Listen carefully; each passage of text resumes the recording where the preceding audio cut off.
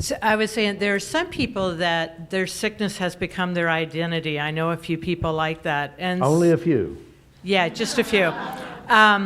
So how do you begin to crack that, to create an opening It's very simple. for them? It's very simple. The art of change. Change memories. That's it. And a few people I know are not even willing to let me do that because That's they okay. don't want to lose their illness. They claim they do, but they don't. That's okay. Listen, if they die sick, it's not a problem. It just makes room for one more. Evolution, right. There we go. Survival of the fittest. Now, yeah, guys, here it is. You have to get the judgment out of this. If you see a problem as a problem, where is the problem? You see it? Now, again, remember, we talked about this, I think, at level 1. The opposite of love is? It's not hate. It's not fear. But the truth is, love really equals survival. Why will I not let go of the pain? Because it is survival. It is survival. That's all it is. It's so strange, we have these programs that hurt us and harm us. But yet in the same reality is that it's also keeping us alive and safe based on a hurt, which is based on survival and based on love. That's the bizarreness of it, It's like, working with individuals, and we have behavior that, they say they want love, or they say they want connection. Or health. Yeah, or they say they want health. And so here it is, they say they really want this. And the reason why they want this is because inside them they have something that isn't this. And if they get too much of this, then they have to go back and try to protect themselves. So the weird thing is things are wired together in their unconsciousness in a way that keeps them repeating a cycle that hurts them. You think about it. I had this woman come in, and matter of fact, I worked with her. She was the first person I ever tapped on. Her name was Amanda. And she had a fear of heights. And I just, with EFT, took about 30, 45 minutes and tapped it down and got rid of it. And then she wanted to lose weight. And she came in and I did this. And then she said, I want a relationship.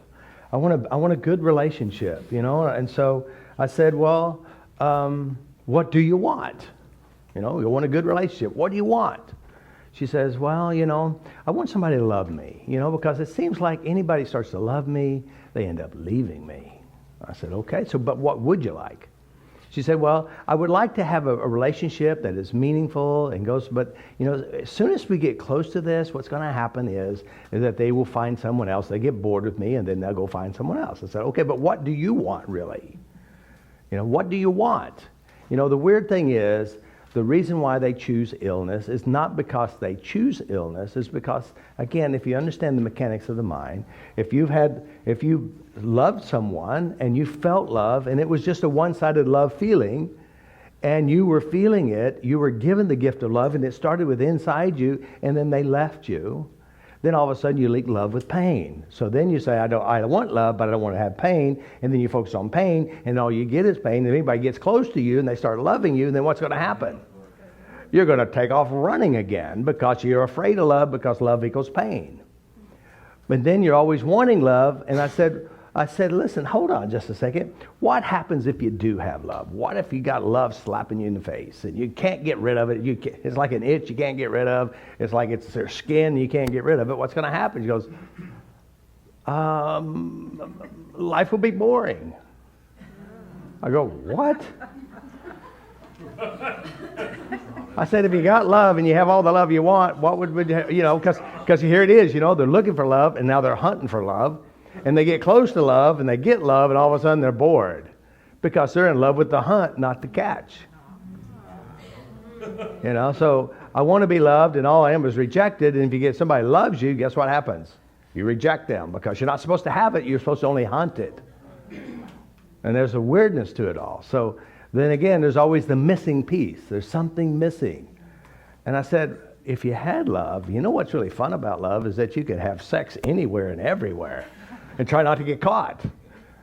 You can go to beaches and swimming and mountains, and you can do all kinds of things with love. It's better than trying to hunt it and then just throw it to the side. Or better yet, you love it and they throw you to the side. And they'll go to these memories and go, why didn't they love me? I said, because of your shitty attitude. Hello. So there's a weirdness to it. So here's the deal. You look for the pain. Make peace with the pain. Make peace with this. Because, see, people are sick because illness is protecting them. I'm sick. I don't have to go to school because I have to give a report today. I'm sick because if I'm sick, I can lay in bed and not have to deal with the babysitter who's mean to me. You see the weirdness of it all? So there is the bizarreness to this stuff. And the weird thing is, what you're afraid of, it kills you, it destroys you, it hurts you. And then, of course, you can join groups to talk about how horrible women are, or how horrible men are, or you can go to the suffering of self-suffer, self-defecating, I hate myself program. And there's a lot of groups who have these things, you know. Get a tattoo on your face, and then wonder why people look at you strange, you know. Or you don't want to be noticed and gain 5,000 pounds so people cannot not notice you. You know, there's the weirdness to this all. So it's like it's the two-sided coin. I want it, I hate it. It's like you marry someone you can't stand and love them at the same time. Hello, mama and dad and one pair of shoes. It's weird. So the key to really is going to the memories and noticing the links. There's a link here. There's a fear here. Now here's the weird thing, as I said before, like with Mary, who Dr. Roger Callahan tapped on her, who had a fear of water. And she thought I was born with this, she said. I see water raining outside to get hay anxiety, water on TV, even to take a bath with a little bit of water, panic.